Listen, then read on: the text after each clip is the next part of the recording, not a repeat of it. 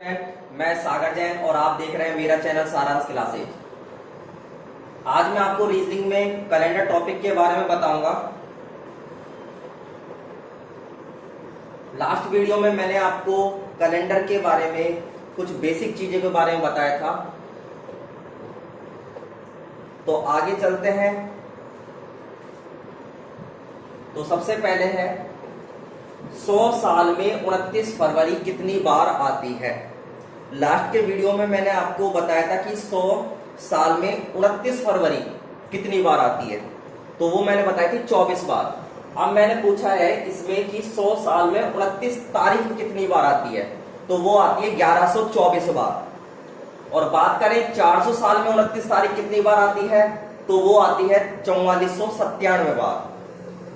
तो ये चीज आपको ध्यान रखनी है, बहुत बार एग्जाम में पूछ लिया जाता है कि 100 साल में 29 तारीख कितनी बार आती है, तो आपका आंसर आएगा 1124 बार। उसके बाद आगे चलते हैं। कैलेंडर टॉपिक में आता है विषम दिन, ऑड डेज। इसका मतलब क्या होता है? इसका मतलब होता है टोटल नंबर ऑफ डेज बटे 7। आपको हमेशा 7 का भाग लगाना है। क्यों लगाना है? क्योंकि सप्ताह में 7 दिन होते हैं और जितना आपका जो शेष बचता है, टोटल नंबर ऑफ डेज में आप 7 का भाग लगाओगे, उसमें जितना भी शेष बचेगा उसको इस चैप्टर में नाम दे दिया गया है ऑड डेज, विषम दिन बोला जाएगा। ठीक है। उसके बाद शताब्दी में विषम दिन, अगर 100 साल है, 100वीं शताब्दी में आपका विषम दिन रहेगा 5। कहने का मतलब है कि शताब्दी का जो अंतिम दिन रहेगा वो 100 साल में रहेगा आपका 5। कहने का मतलब शुक्रवार रहेगा। 200 साल की बात करें तो उसमें रहेगा 3 बुधवार, और 300 साल की बात करें उसमें रहेगा 1, तो फर्स्ट स्टार्ट होता है सोमवार से। और 400 शताब्दी की बात करें तो उसमें रह जाएगा 0। 0 का मतलब होगा रविवार। तो नेक्स्ट चलते हैं आगे क्वेश्चन की तरफ।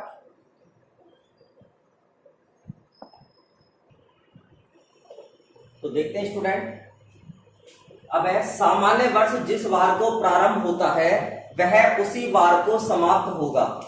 तो कहने का मतलब क्या है कि 1 जनवरी 2006 को सोमवार था, तो 31 जनवरी 2006 को कौन सा वार होगा?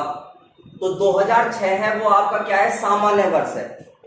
तो सामान्य वर्ष में क्या है? सामान्य वर्ष जिस वार को प्रारंभ होता है वह उसी वार को समाप्त होगा। तो 1 जनवरी 2006 को सोमवार है, तो 31 जनवरी 2006 को भी कौन सा वार आएगा? सोमवार आएगा। सेकंड है लीप वर्ष जिस वार को प्रारंभ होता है वह उससे अगले वार को समाप्त होगा। एग्जाम्पल क्या है? 1 जनवरी 2012। 2012 आपका क्या है? लीप वर्ष है, अधि वर्ष है। अगर 1 जनवरी 2012 को मंगलवार है तो 31 दिसंबर 2012 को कौन सा वार होगा? तो मंगलवार से एक दिन आगे कौन सा वार आता है? बुधवार। तो आपका आंसर क्या आ जाएगा? बुधवार होगा। और उसके बाद है जिस माह में 29 दिन होते हैं तो वह जिस वार को प्रारंभ होगा उसी वार को समाप्त होगा।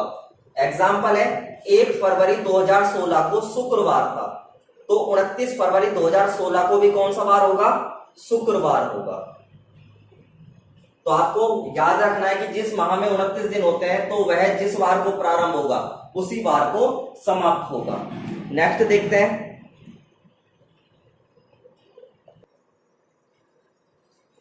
अगला है जिस माह में 30 दिन होते हैं तो वह प्रारंभ होने के अगले वार को समाप्त होगा। एग्जाम्पल 1 अप्रैल 2009 को सोमवार था, तो 30 अप्रैल 2009 को कौन सा वार होगा? तो आपका आंसर क्या आ जाएगा इसमें? मंगलवार। तो जिस माह में 30 दिन होते हैं तो वह प्रारंभ होने के अगले वार को समाप्त होगा। तो इसमें सोमवार दे रखा है 1 अप्रैल को, तो 30 अप्रैल को कौन सा वार आ जाएगा? मंगलवार। नेक्स्ट देखते हैं जिस माह में 31 दिन होते हैं तो वह प्रारंभ होने के 2 दिन बाद समाप्त होगा। एग्जाम्पल है 1 जनवरी 2013 को शुक्रवार था, तो 31 जनवरी 2013 को कौन सा वार होगा? तो शुक्रवार से 2 दिन आगे कौन सा वार आता है? रविवार। तो आपका आंसर आ जाएगा रविवार।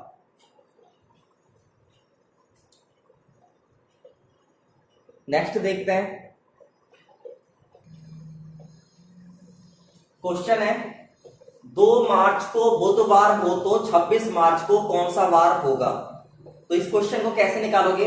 आपको 2 मार्च का दे रखा है बुधवार और 26 मार्च का आपको निकालना है। तो जितनी तारीख का आपको निकालना है उसको लिख लिया। 2 मार्च तक का आपको पता है कौन सा होता है बुधवार, तो 26 में से 2 गए तो शेष कितने बचे? 24। तो अब आपको दिनों में कितने का भाग लगाना है? 7 का। तो 7 तिया 21 और विषम दिन कितने बच रहे हैं? 24 में से 21 गए तो 3 शेष बच रहे हैं। तो जितने भी दिन शेष बचेंगे उनको क्या नाम दे दिया गया इस चैप्टर में? विषम दिन। तो आपको बुधवार से 3 दिन आगे कौन सा वार आता है? बृहस्पति, शुक्र और शनि। तो आपका आंसर क्या जाएगा? शनिवार।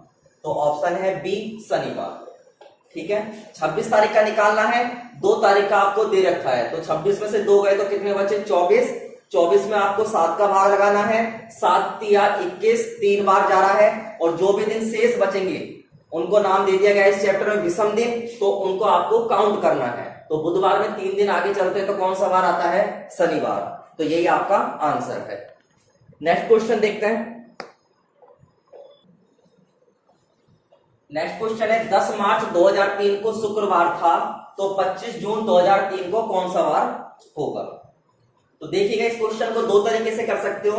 एक तो कोड सिस्टम है जो मैंने आपको स्क्रीन पर लिख रखा है, जनवरी 3, फरवरी 0, मार्च 3। ये कैसे लिखा है तो देख ली एक बार।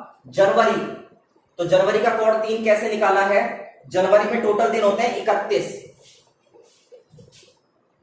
और 7 का भाग लगा दिया इसमें, तो 7 के 28 शेष कितना बचा? 3 दिन। तो इसलिए जनवरी का कोड लिखा है 3। फरवरी में या तो होते हैं 28 दिन या फिर होते हैं 29 दिन। अगर आप 28 में 7 का भाग लगाओगे तो पूरा पूरा जाएगा तो 0 शेष बचेगा, और 29 में 7 का भाग लगाओगे तो 1 शेष बचेगा। तो इसलिए फरवरी का कोड लिख दिया 0 या फिर 1। कहने का मतलब सामान्य वर्ष में 0 रहेगा और लीप वर्ष में 1 रहेगा। फिर मार्च में 31 दिन रहते हैं तो इसलिए 3 कोड हो गया। अप्रैल में 30 रहते हैं इसलिए 2 कोड हो गया। मई में 31, 3, जून में 30, 2, जुलाई और अगस्त में 31 इसलिए 3, सितंबर में 2, अक्टूबर में 3, नवंबर में 2 और दिसंबर में 3। इस हिसाब से कोड लिखे गए। तो पहले देखते हैं, 10 मार्च 2003 को शुक्रवार था। तो पहला मेथड है, मार्च में टोटल दिन होते हैं 31। 10 मार्च तक का आपको पता है, तो 31 में से 10 गए तो शेष कितना बचा? तो 21 दिन तो हो गए मार्च के। उसके बाद अप्रैल में होते हैं 30 दिन, तो 30 दिन पूरे हो गए। अप्रैल के बाद मई में होते हैं 31 और उसके बाद आपको बताना है 25 जून तक का। तो 25 जून तक का बताना है तो आपको कितने दिन लेने हैं? इसमें 25 दिन लेने हैं। तो इन सभी का टोटल करना है और 7 का भाग लगा देना है। तो देखते हैं, 30 और 20 50 और 1 51 52 82 100 बटे 7। अब 7 का भाग लगाया, 7 एकम 7, 3 शेष बचा, 7 पंजू 35, 37 में से 35 गए तो विषम दिन कितने शेष बच गए? 2। तो जितने भी दिन शेष बचेंगे उसको आपको इसमें काउंट करना है। तो शुक्रवार से 2 दिन आगे चलते हैं तो कौन सा वार आता है? रविवार। तो आपका आंसर आ जाएगा रविवार। उसके बाद दूसरा मेथड देखते हैं। दूसरा मेथड है कोड सिस्टम। कोड से कैसे निकालेंगे इसको? अब आप देख रहे हो 10 मार्च 2003 को शुक्रवार दे रखा है। अब जो ये मैंने मार्च का आपको कोड लिखवा रखा है, ये पूरे मार्च का लिखवा रखा है 31 दिन का। अब आपको 10 तारीख तक का पता है, तो 31 में से 10 दिन गए तो कितने शेष बचे? 21 दिन। तो 21 में आपको 7 का भाग लगाना है। 7 या 21 पूरा पूरा जा रहा था, इसलिए मार्च का कोड क्या हो गया? 0 हो गया। उसके बाद अप्रैल का कोड 30 होता है तो 30 का क्या है? 2। मई का 3। उसके बाद जून का आपको कहां पे लेना है? 25 तक। तो 25 में आपको 7 का भाग लगाना है। 7 या 21 और शेष बच गया 4। तो 4 और 3 7 और 2 9। तो 9 में आपने 7 का भाग लगाया, 7 एकम 7 और विषम दिन कितने बच गए? 2। तो शुक्रवार से 2 दिन आगे गिनने पर रविवार। तो इस प्रकार कोड से आप फटाफट, कैलकुलेशन भी आपकी कम रहेगी और आप तुरंत आंसर निकाल सकते हो। नेक्स्ट क्वेश्चन देखते हैं। नेक्स्ट क्वेश्चन है 17 मार्च 2005 को बुधवार हो तो 12 सितंबर 2005 को कौन सा वार होगा। तो अब आप देख रहे हो मार्च में टोटल 31 दिन होते हैं, 17 तारीख तक का आपको पता है, तो 31 में से 17 गए तो शेष कितने बच गए 14। 14 में 7 का भाग लगाना है क्योंकि कोड निकालने के लिए, तो 7 दूनी 14, शेष बच रहा है 0, तो मार्च का कोड हो जाएगा 0। तो ये भी ध्यान रखना जितना अगर शेष बच रहा है, जैसे अगर आप 14 शेष बच रहा है, अगर आप यहां पर 14 लिखोगे तो भी आपका आंसर वही आएगा, गलत नहीं होगा, ठीक है। उसके बाद मार्च के बाद अप्रैल का कोड है 2, मई का 3, जून, जुलाई, अगस्त और उसके बाद सितंबर। सितंबर में या तो आप 12 भी लिख दोगे यहां पर तो भी कोई दिक्कत नहीं है, और या फिर आप इसमें 7 का भाग लगाकर लिखोगे, कोड निकालोगे तो भी कोई दिक्कत नहीं है। तो 12 में 7 का भाग लगाया तो शेष बचेगा 5। तो इनको काउंट करते हैं, 5 और 3 8 और 3 11 और 2 13 और 3 16 और 2 18। 18 में 7 का भाग लगाना है, 7 दूनी 14 और विषम दिन शेष बच रहे हैं वो बच रहे हैं आपके 4। तो बुधवार से 4 दिन आप काउंट करते हो तो बृहस्पति, शुक्र, शनि और रवि, तो आपका आंसर आ जाएगा रविवार। तो यही आपका आंसर हो। तो दोस्तों आपको मेरी वीडियो पसंद आए तो इसे लाइक एंड शेयर अवश्य करें तथा चैनल को सब्सक्राइब करें। धन्यवाद।